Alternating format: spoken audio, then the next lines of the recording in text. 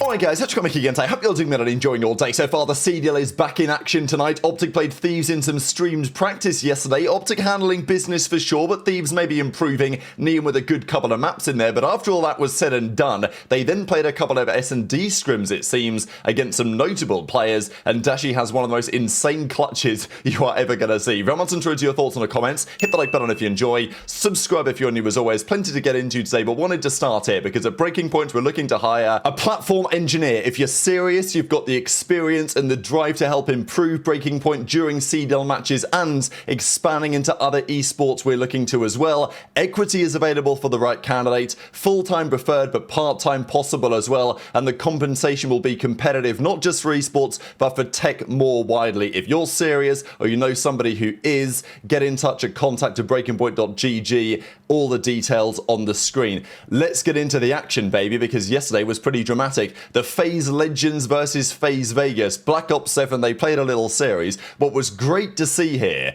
is a ton of play of maps that we have not yet seen in the CDL action.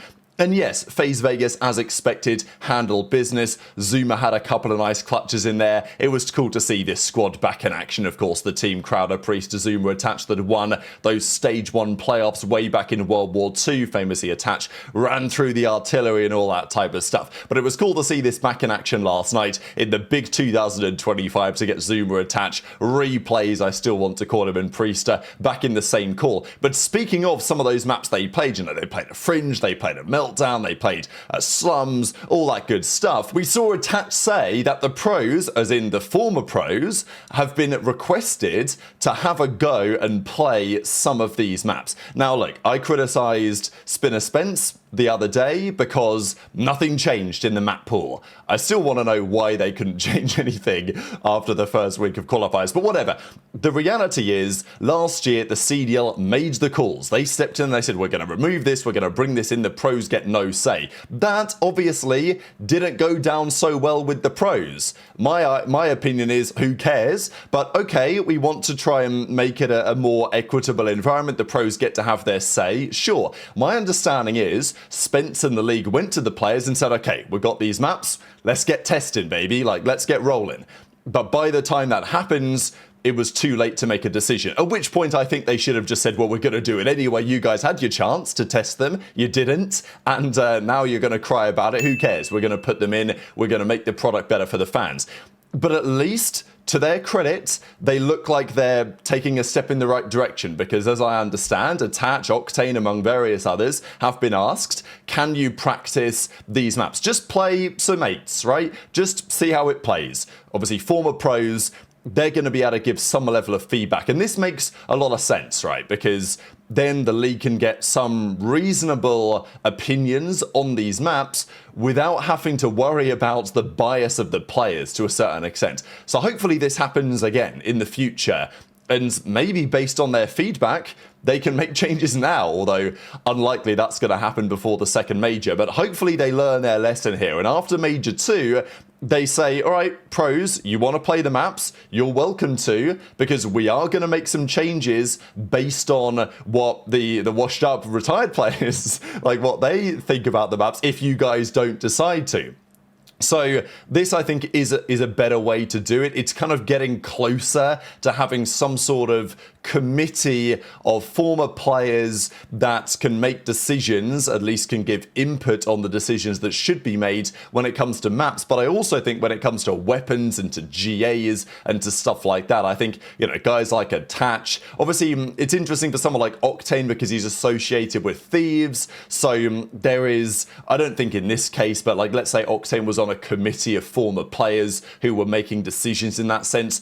Would he be a mouthpiece for what Thieves really want to be? It's the same if you put Nejra on a committee like that. Arguably, it has to be players that are more independent, like Attach, maybe like a Parasite or something to that end. But I think this is perfectly fine and makes an awful lot of sense, and I'm glad to see this actually finally happening. We also had a couple of scrims that were interesting to note. This, of course, the FaZe Falcons team. So not the Stallions, not 100% sure what the Stallions are going to be. But, well, Swooty, Gentle, Paulex, and Nox. Of course, Nox and Gentle, the Saudi boys. And, yeah, it just goes to show the amount of talent that's coming out of that region right now. We saw the Esports team. They won back at the Major on the Challenger side. They beat Bush in the finals.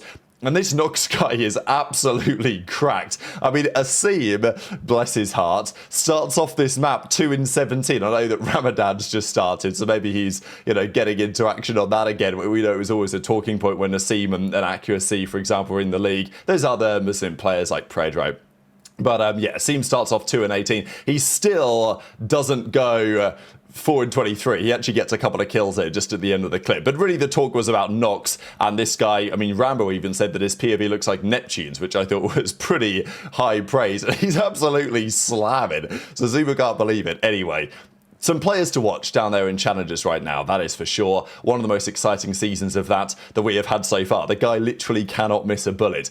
Now, speaking of not missing a bullet, we're going to get to Dashy in a second. Shotzzy was playing some scrims. This was against Cammy and the Boston boys. This is kind of similar to what we saw yesterday when OpTic were playing FaZe and Formal was reacting to Drazah being in a corner and getting a couple of knife kills. Is the knife cheese? I think this, this is an argument that might be had by the players. Shotzzy's 33 HP in the corner, runs around, takes another bullet. I mean, he's 7 HP here, right? Like, look at the bottom left, 7 HP. He hits the knife. I mean, his knife doesn't even do the action because he's into the wall, but he gets the kill on Purge, and then Snoopy comes in and gets shanked as well. So, yeah, get him ready for Birmingham, baby. But definitely interesting to see these guys playing Blackheart. It's not a map that OpTic really play at all. I don't even know if maybe they've played it once or twice, but it does seem to be a veto that they usually have, and, well, that is likely to continue after what happened against the Thieves. So they play the Thieves. These are the results from yesterday, and we can see a couple of the maps were more clear-cut, one way or the other, but the majority of maps here were very, very competitive indeed. So, yes, game 1 was on the Colossus. OpTic won this one 250-134. Mercules Masterclass, who is shocked. Of course, what's interesting here is just to see how Nium develops, because he's been on this team now. They've had a couple of weeks of scrims. Kenny's no longer there. His debut weekend, Nium was fine. It was okay. They won both of their games. His first game against Surge wasn't anything special. He played better against the Ravens for sure. Look, is he going to prove to be better than Kenny? Unlikely in terms of a career. Kenny's achieved an awful lot, but maybe for this team, it's possible. And this map, Nium 33-18, near enough double positive with 2 minutes in the hill. So pretty impressive. I also think with Thieves, I do find it fascinating just to kind of keep an eye on how much hill time the players are getting, because we know that Scrap and HyDra are typically hill avoidant, but it does appear that Thieves are trying to change their mentality in this regard. Even here, HyDra's got a minute in the hill. aBeZy has the least hill time of anyone, but on the other side, it's OpTic getting the job done. Huke was 33-22 this map as they go on to win the Den. The exposure was 250-175, so again, a fair few of these maps being pretty comfortable. I do wonder if Huke is really, I don't want to say turning a corner exactly, but Huke had some really good performances last weekend after being, you've got to say, underwhelming so far in Black Ops 7, really. His numbers, especially as Search and Destroy, has just been pretty woeful. His respawns have been fine, but after last year, I think people were expecting, given the way that this game is and the way that it plays and the movement, that Huke would be a serious force on the map. And both Shotzzy and Huke have been online pretty underwhelming so far this year. On land, Shotzzy really turned up, and Huke has had his moments. There's been the occasional map where Huke's been really good, and look, they made the finals at the Major, right? But some would say, oh, it's just the Mercules effect. It is what it is. It doesn't count. Merc's just that guy, which he is. But also, Huke was a very important part of OpTic success last year, and he's just having the occasional real pop-off map that makes me think, okay, Huke maybe has found something in this game. 35-20 right here on the exposure. They then won a very competitive Scar, 250-237. Scrap drops 41 here. Again, HyDra's got nearly 2 minutes in the hill. What am I watching, right? It's all so confusing, given that the way that Thieves usually behave. I don't know, it just... The averages of their scrims in the last few days, I'm certain if you averaged out the hill time, you would get different numbers to what we have seen so far in the Pro League this year with Kenny on the team. It just feels like they're trying to take a different approach there. Anyway, They give it a good go. They do outslay, do they? Yeah, so aBeZy was -5, so overall it was +12, -3. So yeah, they outslayed by 9 kills, and yet OpTic still won the map, which is not ideal for Thieves. And given I just spent the last couple of minutes gassing up Huke, this map he does go 23 and 36. But, you know, whatever. Maybe for Huke, it's okay to have some versatility, right? Have some stinkers in there and Shotzzy will get the job done. And when Huke does have a takeover map, it's basically impossible to lose. Then we went to the Overloads, and this was 2-1. Very competitive again. Now, things have changed in Overload.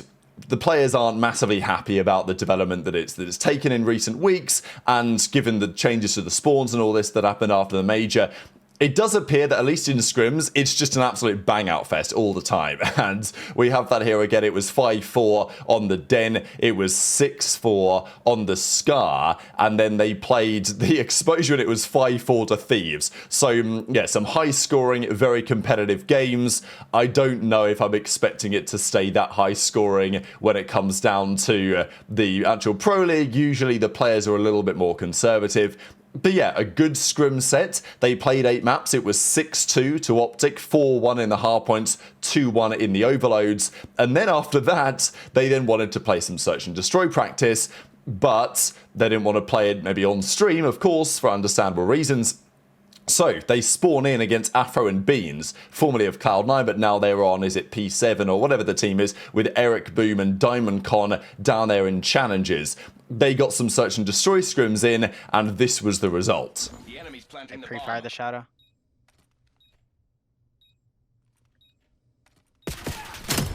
Oh my. My God.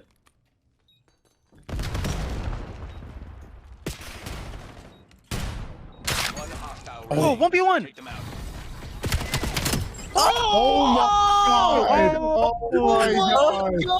This clip has been doing absolute numbers on social media for good reason. Dashy's tweet has near enough 10,000 likes. Shotzzy's tweet quoting it has near enough 5,000 likes.